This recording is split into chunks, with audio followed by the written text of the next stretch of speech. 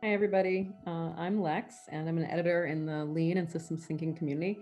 I'm really honored to be here to help moderate this session with John Shook and Dr. Lisa Yarian. I hope folks got the pre-reading and the short video from Cleveland Clinic. If you did not, I would encourage you to sit with that after this session and absorb as much as you can from today's discussion. It really is modeled to be sort of a case study discussion in a formal sense, although we're going to try to have a down-to-earth conversation about problem solving.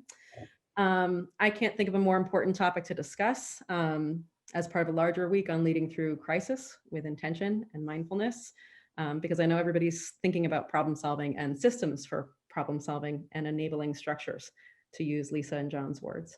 I'm also aware that COVID-19 cases are on the rise, so this is a critical conversation, and I'm really grateful to John and Lisa for both of their work.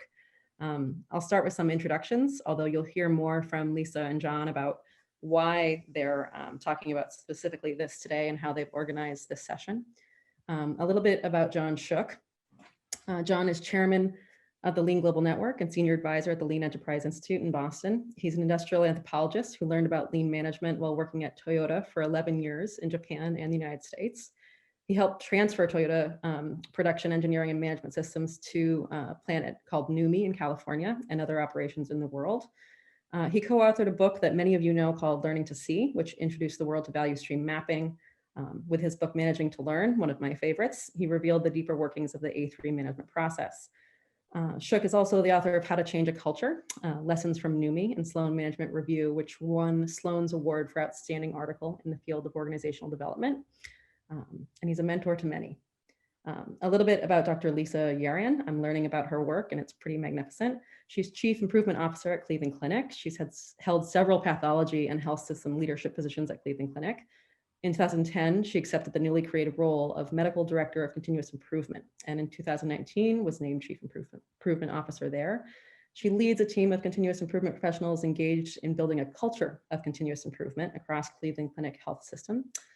Under her leadership, the Cleveland Clinic Improvement Model was developed, tested, and refined as a roadmap for the entire organization to pursue, again, a culture of improvement.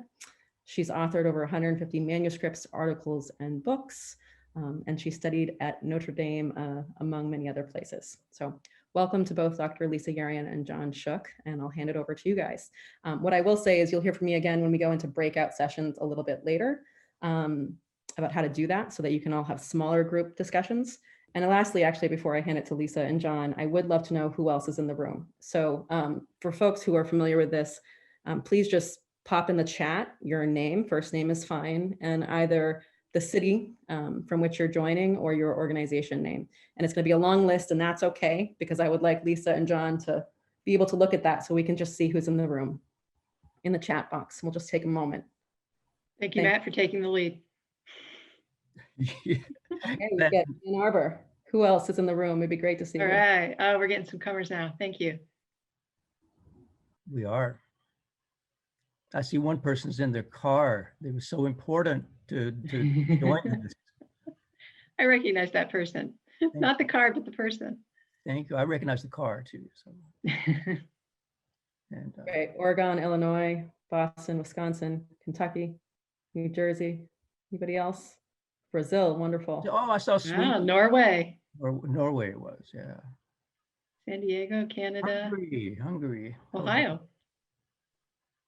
Belgium. Ohio. Wow. Even Ohio is here. Even. And Kalamazoo. So that's great. So continue to let us know, and let's all continue to kind of look and see who's here. It's a lot of fun. You have South Africa, Valencia. And thanks, Lex, for the introductions. You know me, I'm John. You don't know Lisa as well yet. Some of you do. More of you all will today, but also going forward.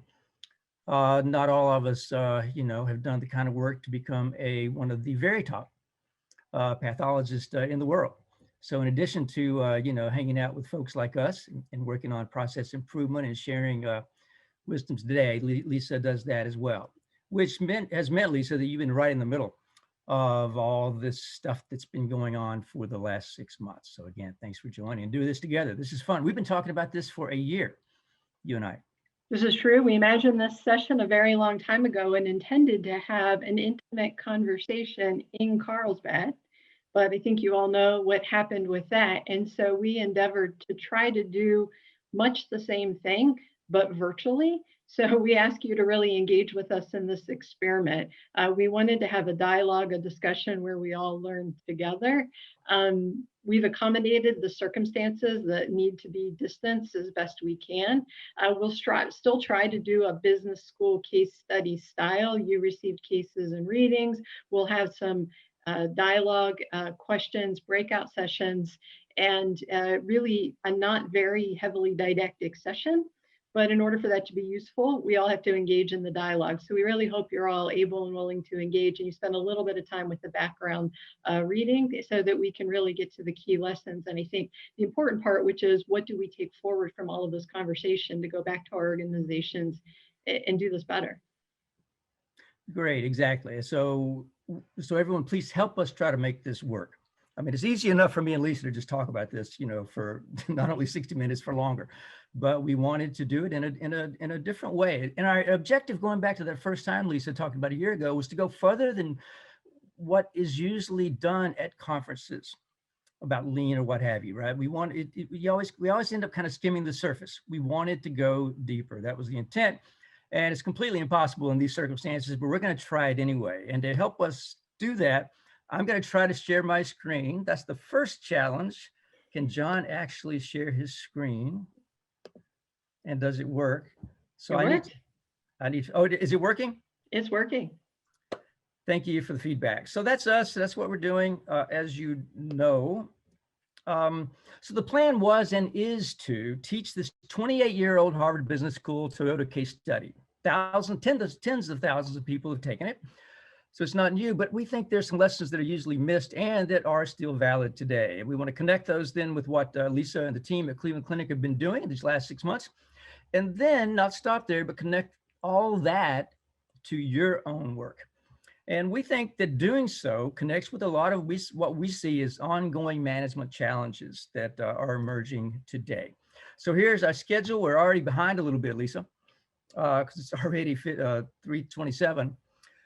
So we're just going to get right into it. We're going to do some cases. The reason we gave you this kind of detailed agenda is so you could kind of join us in the experiment to try to make this work. Again, it's almost impossible. We're going to do 2 breakouts. That's the intention.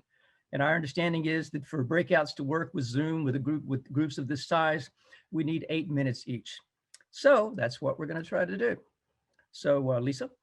So we are living in unprecedented times. We've heard that many, many times. I can't tell you how many times I heard in March, April, and in the months that ensued how none of us trained in managing global pandemics. But the reality is crisis is not unprecedented.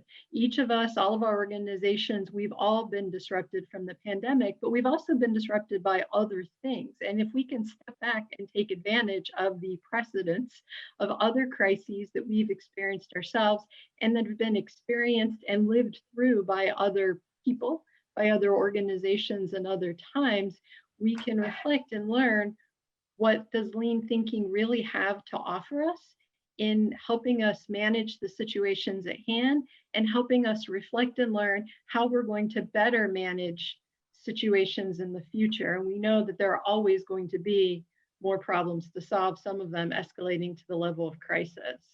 So we're going to look at how we've managed crises in Cleveland Clinic, in Toyota, and then hopefully spend some time for you all reflecting how each of us managed COVID or another crisis in our own organizations, what that teaches us and how we can endeavor to do that better.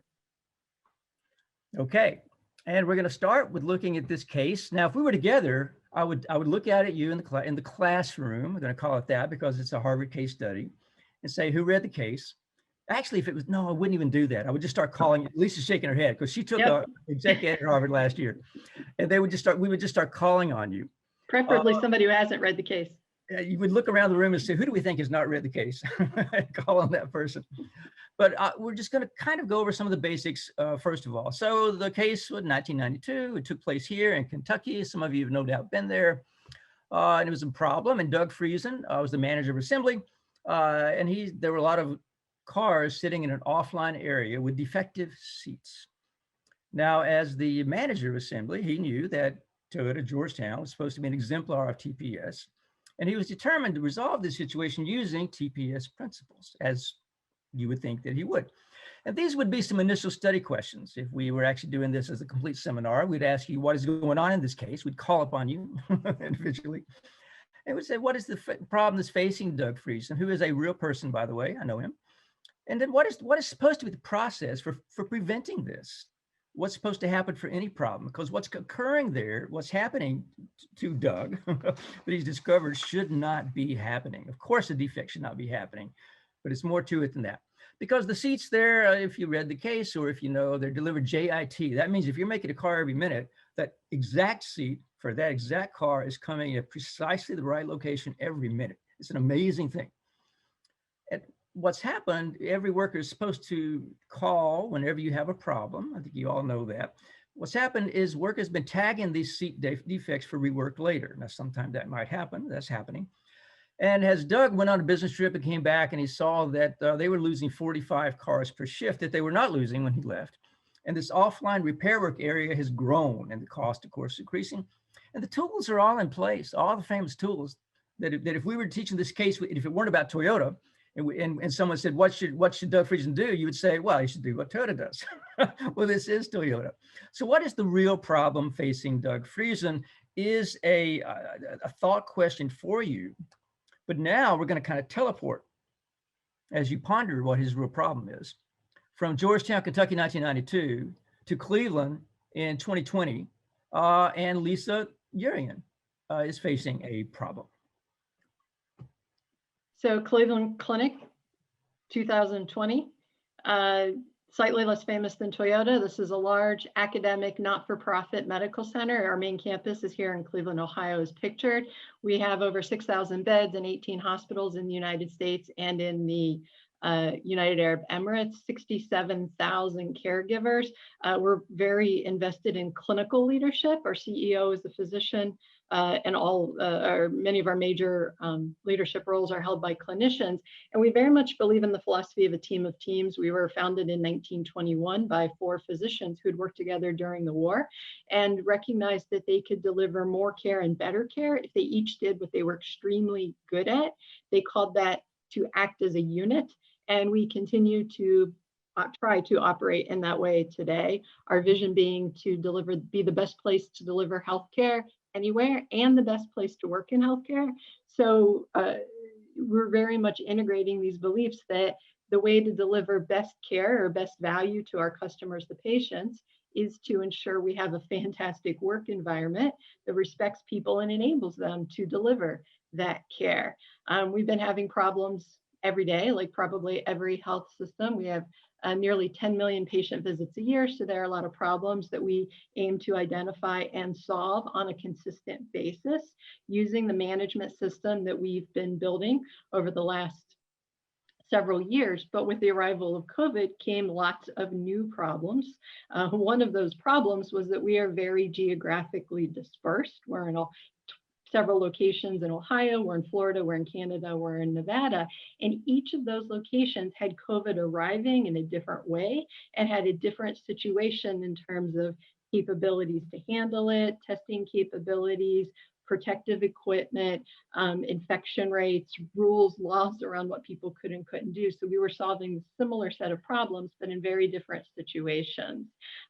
It's an infectious disease, so we quickly recognized we had to figure out how to get people tested so that we could separate patients and caregivers who were infected from patients and caregivers who were not. So we weren't exacerbating the case numbers and getting more people sick. And we had a limited supply of the personal protective equipment, the PPE that's required to keep people safe. So we didn't want to waste it using it for people who were infected. So we had to figure out how do we test a very large number of people. We had no idea how many it would be. And that testing includes both the actual process in the laboratory where we put the sample into an analyzer, gives us results, but also the collection of samples from people, patients and caregivers who are potentially infected in such a way that those people don't mix with each other. So we weren't exposing uninfected people to the infection, and we weren't exposing our patients to the infection. And so the case that we read was the case of how we, over the course of about 4 days, figured out how to stand up a way to safely collect a lot of samples from a lot of people so that we could begin to test them and know who had the virus and who didn't. But we had a lot of problems that we had to solve very quickly. We didn't believe we would have enough ventilators if there was a large spike early in the spring. So we had a problem of figuring out how to share ventilators, and many systems across the country figured out how to do that. We had to figure out how we could sterilize and reuse our masks and our goggles and our gowns, and we did that. We had to figure out where we could put people if we had a surge, and the picture below is a picture of one of our field hospitals. We built a 1,000 bed field hospital in 2 weeks within our medical school. We were in the middle of that work. The picture above, of course, is our drive-through testing area. We stood it up within a parking garage because March in Cleveland is cold. So it did provide some level of protection from the environment. It became very hot later in the summer. And I just wanted to call out that we were very much doing all of this work, solving problems in an environment of fear. People were terrified because we didn't really know that much about the virus. We knew it was infectious, we knew it was deadly, but we didn't know how bad it would be, how infectious it was. I remember at one point we were standing actually where one of those people in blue was next to one of our infectious disease specialists, and he said, well, it's not Ebola. And I looked at him and I said, I'm not sure that people know what that means. Like, I don't think people really know how to handle this virus because yes, it's not Ebola, but what is it? How do you place it? So there was a lot of fear that, you know, we would get sick ourselves as caregivers, or that we would get our loved ones sick at home. Primarily though, our overarching problem was how will we keep our caregivers and patients safe? Next slide, please, John. So our problem really is how do we deliver on our mission, our vision of being the best care of the world, while we're keeping patients and caregivers safe in the face of an emerging global pandemic. One part of that problem is figuring out who actually has the infection. One part of that problem is figuring out how do we get the samples from people's, it's a nasal pharyngeal swab at the time, now it's a nasal swab, but how do we get that from people safely? And then, as you could see in the case, that breaks down into a whole bunch of very specific tactical problems that we had to solve as a piece of this overarching problem of keeping people safe. And in the next slide, we've outlined some of the key questions. When the team first came together to figure out how to do this, they were overwhelmed. There were just so many questions. How do we do this? Where will we do this? Who's going to do it? What's the best procedure? How long can we do this? How are we going to train everyone? It was really just a lot of questions, which can become overwhelming when you are tackling a big, important problem to solve. And then also on the slide are really the 3 guiding principles that our team used to try to focus this very large, diverse group's efforts on what is the most important problem to solve now, solving that problem, and then what is the next problem? What is the next problem? And in doing so, create some organization and focus to all these swirling questions and problems that the team was trying to solve at once. We emphasized not worrying about making it perfect. We knew it wasn't going to be. You cannot stand up a perfect drive-through testing process or probably almost any other healthcare process in the course of 4 days. We focused on making something workable and then putting into place ways to know where the bottlenecks were, where the problems were, and how we would take action to make it better. And then finally, giving very rapid feedback so we did know what was working and where we needed to make things better.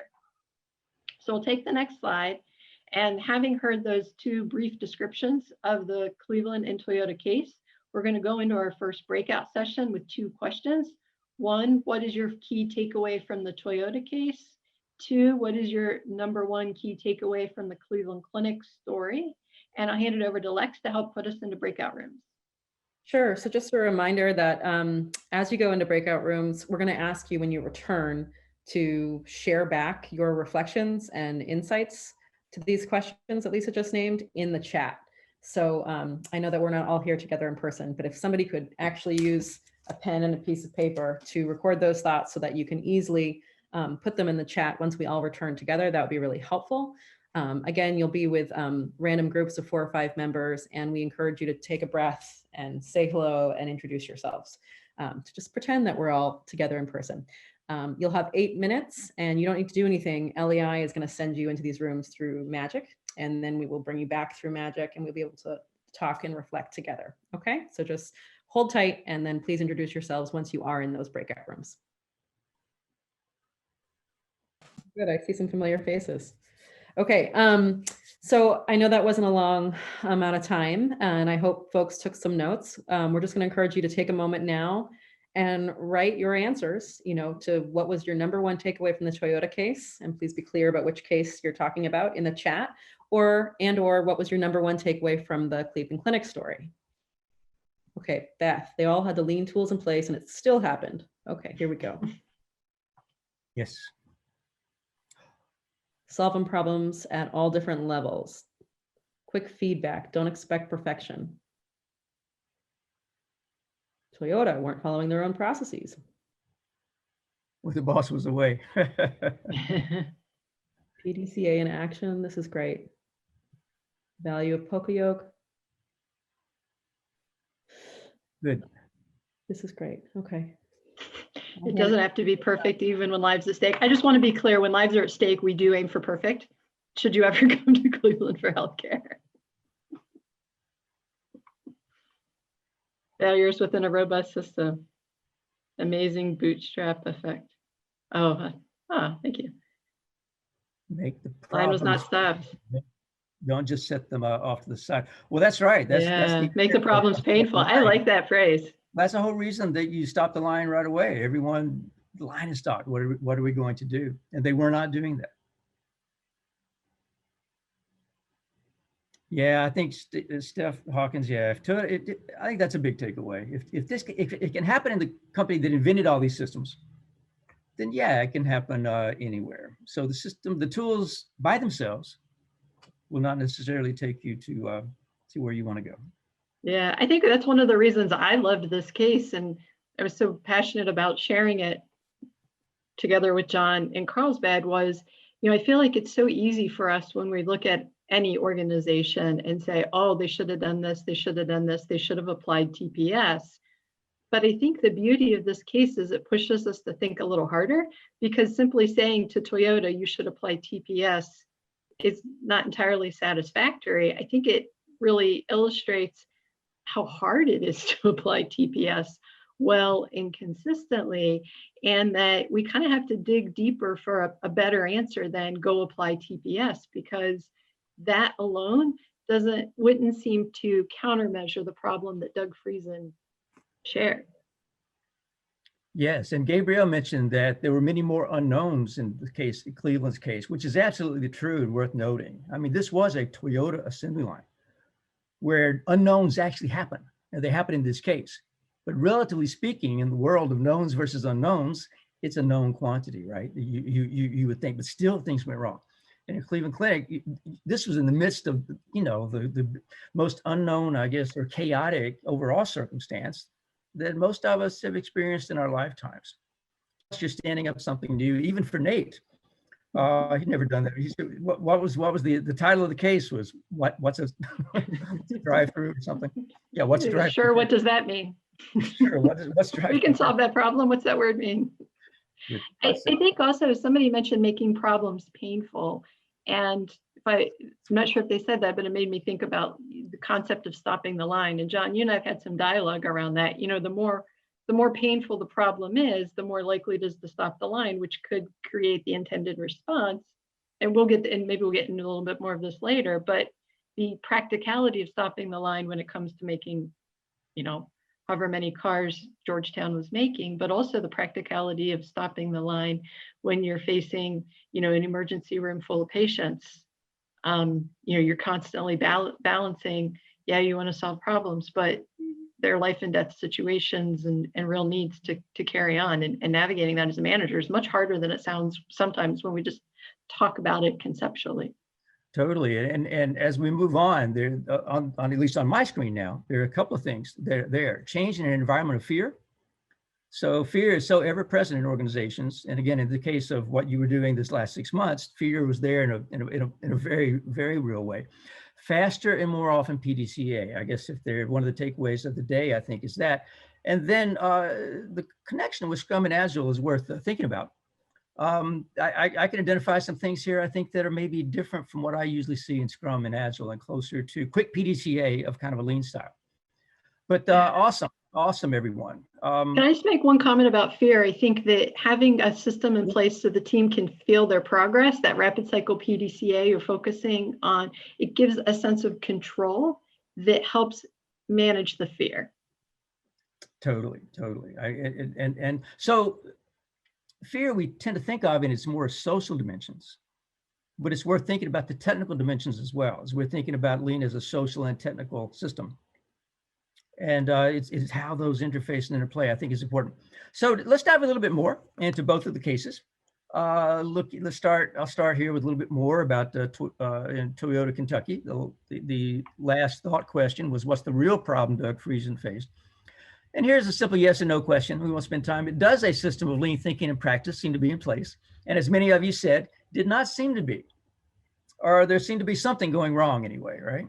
So what is that supposed to be? Even though this is a well-known illustration that many of you have seen many times, it's worth stopping and saying, so this when Doug Friesen said he wanted to use these lean principles and practices to solve the problem, this is where he was coming from. And Lisa mentioned that they want to use those at Cleveland Clinic as well. So 50 or so years ago, Toyota sat down and said, we'll conceptualize our system in the form of a house. So this is the model. And as the statistician Joris Box has said, all models are wrong, some are useful. So this has been useful for a long time. It was useful to Doug Friesen. And he said, let's start with thinking about the goals, the objectives, the true north, purpose. And then let's think then about these two pillars of just in time, how we can do things in a timely manner. And there's something called JIDOKA, a very funny word that I wanted to talk about some today. And all that on a foundation of stability and Kaizen, which kind of resonates with what one of the comments was about the degree of uncertainty that was in place. So another thought question for you now, which is to think about, it's fine. As many of you noticed, they have a quality problem. Technically, they also have something more going on culturally. But what should Doug Friesen do?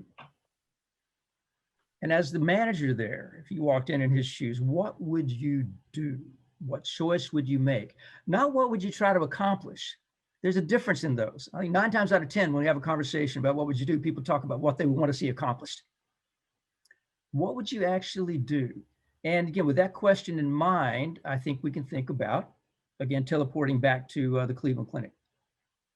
So in follow-up to the Cleveland Clinic, the surge, that acute spike did not occur as predicted or feared, although we are surging now. On Saturday was the largest number of cases we've ever had in one day in Ohio. So we're having, seems like recurrent surges, each larger than the prior. We've performed now over 300,000 tests. We continue to do drive-through testing at this initial site, ongoing PDCA. We've had very few caregiver cases overall, and no cases among our employees or caregivers traced to the patient testing process.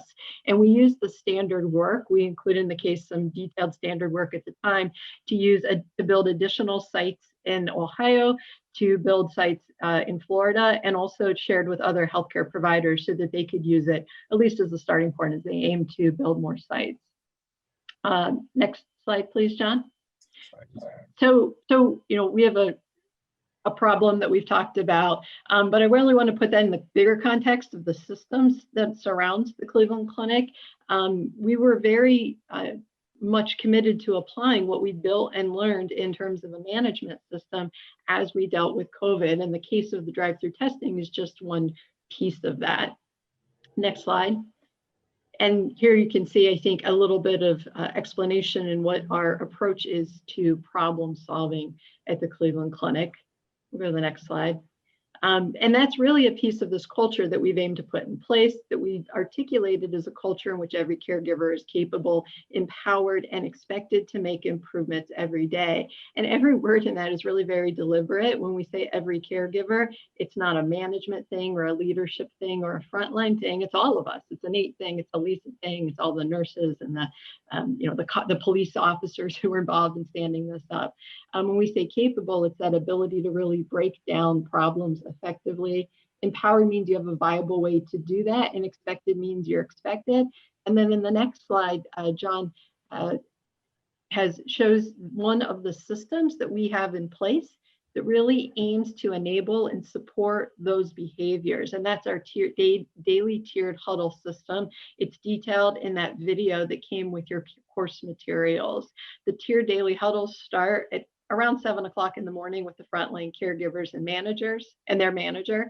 The managers come together and huddle with their director, the directors with leaders, and so forth. And at 11 o'clock every morning, our CEO meets with the executive team to grasp the situation, to understand what's going on across the enterprise, what are the problems that have not yet been solved at one of the earlier tiers, and what is the support that our teams need. So you can see on the right, really our purpose in creating the system was to foster a culture of teamwork and safety, really that embracing problems, every caregiver capable, find problems and talk about them, to build greater operational awareness and to support our caregivers.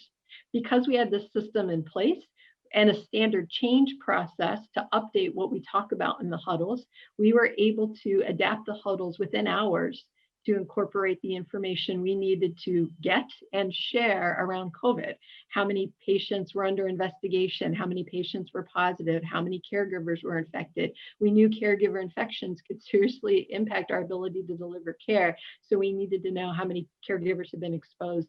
And then as we were constantly updating our standards and our protocols, as we learned more and more about the virus, we had to have a way to communicate that very quickly and effectively to the entire organization. And so the tiered huddle process enabled us to do that. So as we look, I say back now, but we're still very much in the COVID crisis, but I still think we can't miss an opportunity to really reflect and say, what happened? What did we learn? What's working well that we want to preserve? And then where are opportunities and what are the specific steps that we will take and are taking to improve it, to prepare us for the next crisis? So as you reflect on the Toyota case, the Cleveland case, we ask you to think about what are the common lessons that can be gleaned. These are two very different cases, different times, different organizations doing very different things and facing very different problems. But what are the commonalities that we can find between the two cases? So we really want to focus on again, the differences are in some ways obvious and easy. And I think it's possible to overstate. And I think it's a more challenging question to think of what is the same.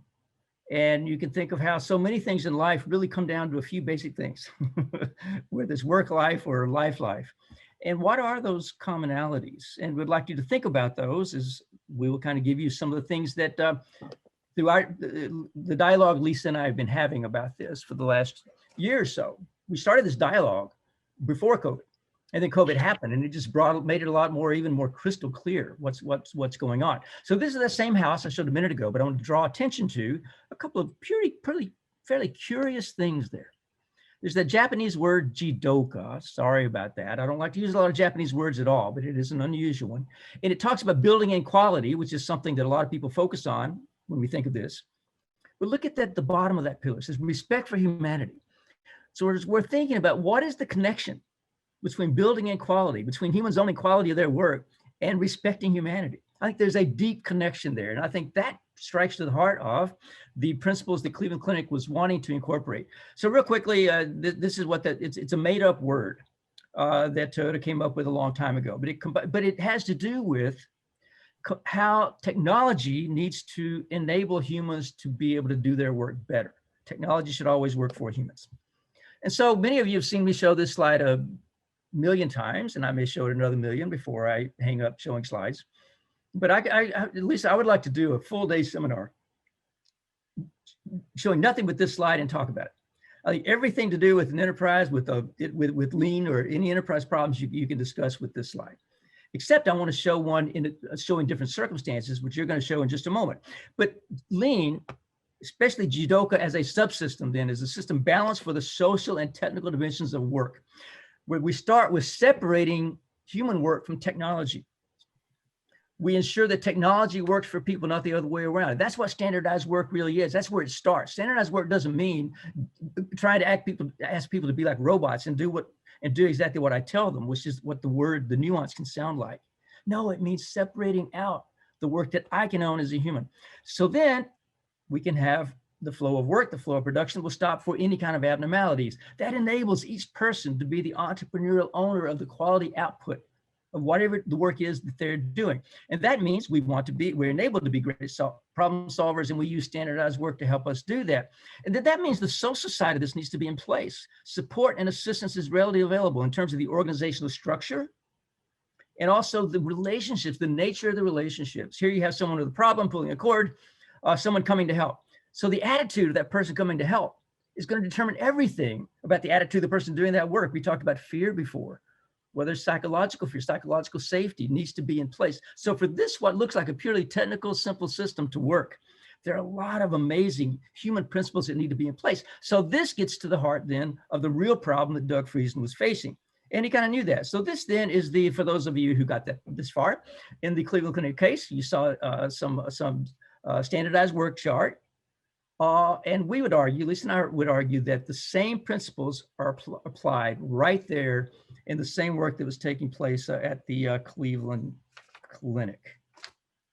Yeah, Lisa? I agree. And a very similar support structure insofar as there was a nursing leader and an operational leader on site, paying attention, ready to jump in and help whenever a problem was identified to help the team continually solve problems. And I think John alluded to the enthusiasm with which that leader jumps in and says, I'm so glad you found the problem. Let's talk about it. We can solve it. Becomes really important. In the case of this drive-through testing, it was a very emotionally charged environment. It was very, very scary. It was very sad. There were cars lined up for hours. It was really cold. It was kind of easy to be jazzed up on, okay, how are we going to make this better? How can we make this better? I think it's actually much harder in the setting shown here, which is in our day after day after day tierly huddles, when teams members bring forth problems. Sometimes it's a problem that we've had many times. Sometimes it's just hard to show up with the level of enthusiasm that day that says, I'm so glad you brought that problem forward, versus things that I could subtly do that say, I'm really tired, or I'm really busy, or I'm really tired of hearing about that particular problem because now we've talked about it so many times. So part of that social system that enables us to support problems paired with the technical information of the standardized work that tells us, hey, there's a problem here because I cannot apply the standard work. Which I think segues perfectly to what we put here next, which is a process that we use, not necessarily in the front lines where I'm attaching whatever it was, a seat in a car, or I'm taking a swab in a drive-through clinic, but there's the work that we do, the thinking work, and there's a process to create processes. So when we're building anything new, such as standing up a drive-through testing process, or the other things that you put in place at Cleveland Clinic or at Toyota, the A3 becomes a means by which we have, okay, here are the 3 A's of the A3. You get that? You heard that here first. So the A3 is defined by 3 A's. We align on the way forward, right? What is it? We think together, decide where we need to go. What do we need to do? It's just a structure to think together, to align. And in that process, we want to ask good questions. That's what a scientist does. That's what a good curious human does. We don't force solutions. We say, what is going on here? And we want to avoid both jumping to conclusions, but also avoid analysis paralysis. And we can use this to help us do that. And we adjust it to what goes wrong and also to what goes right. So we can do on-the-fly quick cycle PDCA, which several of you called out in your breakouts, and then also a more formal after-action review that I think Lisa was talking about in terms of whenever this thing ends, we can really step back and see what we've learned. And then this is an example of the A3 that we use to support building this culture of improvement, which led us to the improvement model that I showed in a prior slide. Really a way to align on, if you start to build transformation into your organization, aligning on what that even means, why you would do it, and asking really good open-ended questions that support a really good understanding of the current state, a good understanding of factors, barriers, causes that impact that current state, and then the ability to, on an ongoing basis, test countermeasures targeting those factors, those causes, and adjust through PDCA. So we use the exact same methodology to inform. This was the first thing that we did when we set about driving cultural transformation across our organization. That's my handwriting, and you can see the different colors as I got input from different people. I was making sure that they knew I was hearing them. So if they knew I had a purple pen, then they could see their influence on the document. I was going to draw attention to that. That's why I love this. It's your A3, and you went around, and as people wrote that you made, so it's not just a problem-solving tool narrowly defined. It's a social engagement tool. Yeah, it's from, and I did it as the first one I did after I read your book. This is my first A3. Thank you for the book, by the way. Thank you. Thank you. And now what we want to do is we're going to shorten the breakout from 8 minutes to perhaps, Matt, even 4, because you've already been in the same groups, right? So you should be able to kind of get to work. But we want you to ask, what are the common lessons that you can identify? And then how can you connect those to your work? So Matt, will we be able to break people into groups quickly and bring them back in about 4 minutes? We will, yeah. And I know I'm not Matt, I'm Lex, but absolutely. And I'm just going to ask folks again to please write your reflections down, your insights, so that we can put them in the chat box again for Lisa and John to scan. So I don't want to waste any more time. We can go into breakout groups. Hang tight. We're going to wait till everybody's back in the room, but you can get started now writing your reflections and answers to those questions in the chat. And we're a little behind, so we're going to keep moving, but I encourage everybody to glance in the chat. What common lessons can you identify between the Toyota and Cleveland Clinic cases? And how might you connect those lessons to your work? Folks are still arriving back. For folks who are arriving back, please type your answers to the questions in the chat, and we're going to just glance at them together as a virtual community here, but Lisa and John are going to keep going pretty soon. Structured problem solving, get to where the action is. Nice, Eric. I like that. Get where the action is and make adjustments on the fly. A little stability. Take care of the team. Yeah. Sure, I like to take care of the people. Understand the problem. We're jumping into it. Even when you're in a hurry.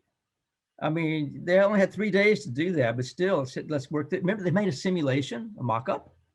Again, a good old tried and true lean practice. I like that lack of anger and blame. So we're going to go on a little bit, and please continue to share what you're adding. So some of you may be familiar with the lean transformation framework. It consists of questions. So my hypothesis is that is a way to deal with the #1 failure mode of lean transformations, which is people copying solutions. So although I love showing the Toyota house and all, to try to just copy that is not the right, you will get in trouble when you try to copy someone else's solutions. But you can go through a set of questions that will take you so you design your own house. That's what Lisa and the team were trying to do. They're trying to stick to the principles. So start with purpose, the problem to solve. That was all through the write-up about Cleveland Clinic case. How do you design and improve the work? That's what they put in place. They designed work and made it in an improvable way. And they worked on developing capability, which wasn't talked about so much in the case, but I know that was true. They did training every morning because the team kept changing. And then there's this thing of the management system and behaviors that Lisa talked about that you've been working on there, Lisa, for the last 7 years. Underlying all of then is this basic thinking that is just so deep and determines how well we're going to be able to execute or implement or transform to any system. So this is the problem that Doug Friesen was facing, right? So in the very first session here a couple of weeks ago, Dr. Jim Womack said, this is great. That is the challenge, the crisis we're having. Because if you look at the lean community the last 70 years, we've always made leaps by responding to big challenges. So how can we make new lean leaps to close the gaps? And this is the biggest challenge we've ever had, right? But it hasn't been great for everyone. People are getting sick and dying. Families are struggling. Families are out of work. So this question of how can we learn from our experience this time around? How can we do PDCA reflection, after action review, double loop learning? These are the questions that we need to address, right, Lisa? Yep. So really the question I want to leave you with is, how prepared were you, your management system, your work processes, your culture, your capability for this catastrophe? As you seek to answer that question, I very much encourage you, if you haven't yet, to really spend some time with the Lean Transformation Framework. Each of our organizations, each of our roles has a different purpose. We have a different problem to solve. So you're going to need a specific set of processes to solve that problem and capability. And then the management system you need that underlies that's going to be contingent on your purpose, your process, your problems, your capability. So make sure that your answer to that is not about what Toyota did and not about what the Cleveland Clinic did. It's about what is it that you need in order to serve on to deliver on your purpose. And so in light of that reflection, what have you learned? How do you conduct your reflection, and how prepared are we for the next one? And then I think we have one next slide. Officially, our time is over. So thank you very much. We really appreciated this time with you, but we'll be happy to stay around for questions. And it looks like John has one more thing he wants to say. No, I just remembered there was one more slide there. So this was your question, Lisa, you wanted to leave people with. So I'll let you. What is your first small step? So everybody's free to drop off. We've used your time. Thank you very much. But if people would like to put questions into the chat or comments, we'd be happy to hang around and answer those as much as we can. Exactly. Thank you for joining, everyone. And again, we've already extended a little bit beyond our time. We're happy to, we're excited about this, and we're happy to stay around and talk a little bit more. But what's your first small step? We can't boil the ocean. We can't try to do all this at once. What will you do Monday, right? What will you do tomorrow? What's your small step? Are we prepared for the next one? You know, Lisa, I bet we're not, right? But we're learning. So can we really capture that learning? Can we do our reflection, our after action reviews, our A3 reflection based on what we've been putting in place? Can we do that? Will we do that? And that can have us better prepared, I think, for the next time. We'll just give it a minute. There we go. Great. Ulrich says, what would a good sensei ask Doug to help get him started on addressing his problem?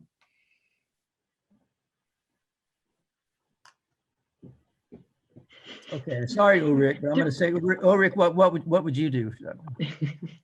If you were a sensei, what would you do? What would you say?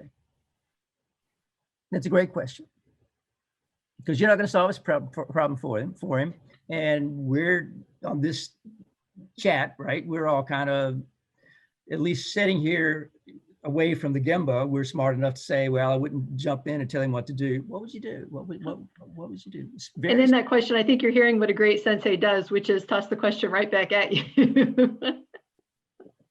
So that might be a hint too for what his sensei would do, right? What he would do. That's great. 5 whys why we are breaking, quote, the rules. Do a 5 whys on why we're breaking the rules. Yep. Yeah. Anyone else? That's a great question, Ulrich. Thank you. That's a great start. And anyone else have any thoughts? Okay. One way is why we're breaking the rules. I can think of others. Yeah. So the question sorry, I'm going to move on to the next question. We partnered with UH in building the next session or center, which was in another part of Cleveland. And I'm not sure. Is that St. Vincent's, SVCH? So Eric Olson had an idea. Technically, unmute all. Lex and Matt, what do you think? Is that possible? I don't know if it's possible or not. We've got about 50 people here, so maybe not yet. But that doesn't mean that we don't encourage your enthusiastic participation in the chat. And Lisa and John are watching that closely. Well, I know Eric has managed such chaos in these before, so he's probably. So building in quality to the testing process. We built it in as well as we could, where we could, when we could. One defect mode we had was that we would pull vehicles off to the side, which is actually very similar to what the Toyota plant was doing. If somebody didn't have the order placed, or so every test gets connected to an order that has to be placed by a provider, a physician, or advanced practice provider. If a person came and there was no order in the system, then that was a defect. Or if we couldn't find their order, that was a defect. So those cars had to pull aside, and we would have we had actually a provider on site who would then talk to the person, figure out the situation, go ahead and place the order. So that was one method of JIDOKA. There was a car pulled off to the side.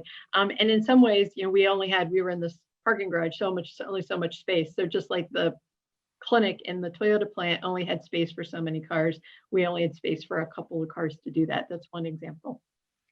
And I know Nate mentioned that to the example you just mentioned, there's no doctor order. So that was happening a lot in the beginning. And so one of the, again, building in capability, learning into the way we do the work is always great. So the practice was to capture, mark down every time that happened. And so we started measuring it. And then you realize, and then start doing 5 whys on why there was this problem. And that was fed back then into to where people were doing the doctor's order, making sure the doctor's orders were there. So it's connecting cross-functionally as well. Another great question from Bella. How did Cleveland Clinic develop such a culture while other hospitals are so far from that? Be careful, Lisa, you don't want to, We still have our opportunities for sure. I think that we had some great coaching at the beginning, and part of that coaching actually came from LEI, and that was to do an A3. And I think that was fantastic. I knew I'm a pathologist. I didn't know a lot about how to do this, but I knew a lot of people had tried and struggled. And so I wanted to do it the right way. I felt like our organization had too much of a memory that if we didn't do it well, and by well, I meant respectfully, authentically, that we wouldn't have another chance to do it again for a very long time. And so Mark Reich, who was a part of the LEI team, said at the very beginning, when I kind of got the go do this assignment, he said, Lisa, it sounds like you need to do an A3 on that. And I credit that one sentence tremendously with getting us started on the right foot. And I think we have, and it's not, we're telling you one small story. There's a lot more that, we've struggled with, but we've tried to be very authentic and disciplined and respectful throughout all of our work, doing PDCA, not only on the actual process, like you saw in this case, but PDCA in the way we work with people, in the way that we engage people, in the way that we coach people, in the way that we articulate, okay, we want to set up a system of tiered daily huddles. What's the case for change? How do we receive input? How do we know if it's working or not? But I think it's been the discipline and authenticity that have helped us make some progress, but we certainly are where we want to be. There's a lot of place for opportunity, and there are other hospitals who are doing fantastic work. We visited Intermountain when we started up our tiered daily huddle system, and they have a fantastic system that they developed before we did. So there are other great health systems doing good work to learn from. At the start of the hour, Lisa, you talked about how Cleveland Clinic's history, right, was this cross-functional team from the very beginning. Do you think that has something to do with why lean thinking in practice worked well, and this sort of intentional problem solving with neutrality, this kind of clinical precision? Great question. I think that I think that for every organization, there are things that work for you and things that work against you. And understanding, and that's why I think the A3 is so powerful, understanding your current state and what you can leverage to help and what is going to get in the way. I suspect all of our organizations have components that help and get in the way. Yeah, I think that's one thing that helps. We have a patient's first mantra, and it really, it's not just a saying we put on the wall or on our buttons. You really hear it, we live it, we feel it. And so I think that really helps in many ways. We have a culture of excellence, which in some ways helps people want to be better. They believe they can be better. Nobody is ever satisfied with the status quo. That really helps, but it also works against us because we tend to reward heroism rather than good process. Yeah. We've got another question. Any factor kind of works for and against us. A couple different questions, Lisa, if you want to see the chat, which one do you want to take? Can you separate the buffer function and the JIDOKA function? Buffers serve a purpose, and what is it? A different question. I have a question for the questioner about that, which is, yeah, can you? Eric Olson. Yeah, I wish we could unmute Eric, but yeah, they're there. And so what function do they do this? What would be the factors to say we're going to, okay, let's just take all the buffers out? What would be the factors that would determine that? Anyone, Eric? Is a question for me or for Eric? For Eric. I'm going to send it to Eric. Well, yes.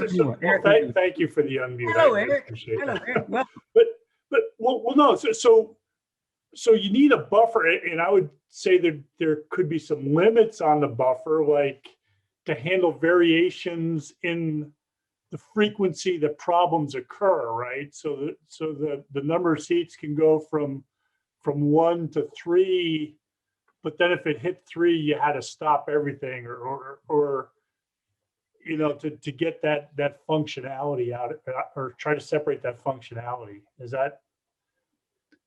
Well, I think so. So I'll jump to, so did that come out Yeah. well in the case? So this is one of those, now, Eric, obviously you have experience reading these case studies, but they're interesting, right? They kind of don't Yeah. tell you everything. It just ends suddenly. So for a lot of people who read this, you know, might say, you know, where's the rest of the story? Yeah. But it's supposed to raise some kind of questions. It did talk a little bit about Yeah. buffers in there, I think. And yeah, it's mainly a matter of variability, right? And uncertainty. Mhm. And in lean world, you know, so variability is a word that's used a lot by the quality folks, right? And they're coming out of SPC and Six Sigma and Deming and all that. And we use in a lean world, we often talk about stability. We're really talking about the same thing. So in a perfectly stable system, you could argue that you wouldn't really need any buffers, right? But you're not going to have a totally stable system. So the determinant then is how well do we understand our variability? And in Toyota's case on that assembly line, they understand it really well. And so they figured out, you know, that there are breaks in the line and 3 or 5 vehicles is enough based on how many problems people are having. And I wonder how many people noticed, picked up on in the case. I think it told how many times the rope is being pulled. Did it tell that? I can't remember. I think it did. But in that final line where that's problems occurring, there are like 30 workers. And only even those 30 workers are pulling the rope like 350 times a day. So in the supposedly super stable system of Toyota, 30 people are having a problem 350 times a day. So over that entire factory, then somebody's having a problem like every minute. And I think it's great to just assume that someone, wherever we're working, someone is having a problem all the time. So it's up to us then to either make that known or not make that known, and then to respond to that. And so buffers then are a great tool to help us play with that. Right. That's a great kind of system question, Eric. So if we do a one-day system, just looking at that one slide, I mean, just a one-day seminar, looking at one slide, we'll talk a couple of hours about that question. So we're coming up on, we do need to close, but I'm really grateful that everybody stayed a little bit longer, or a bunch of people stayed a little bit longer to have a Q&A discussion with Lisa and John. I'm really grateful to John Shook and Dr. Lisa Yarian. Thank you both so much. And at minimum, there will be a follow-up to share information about how you can share this learning with others who couldn't be here today. Any final words, Lisa or John, that you'd like to share with folks who've stayed a little bit longer to think together? I just want to say thank you. Lisa, why don't you give some? What'd you say? I just want to say thank you. Lisa, it's up. I'll leave it to you.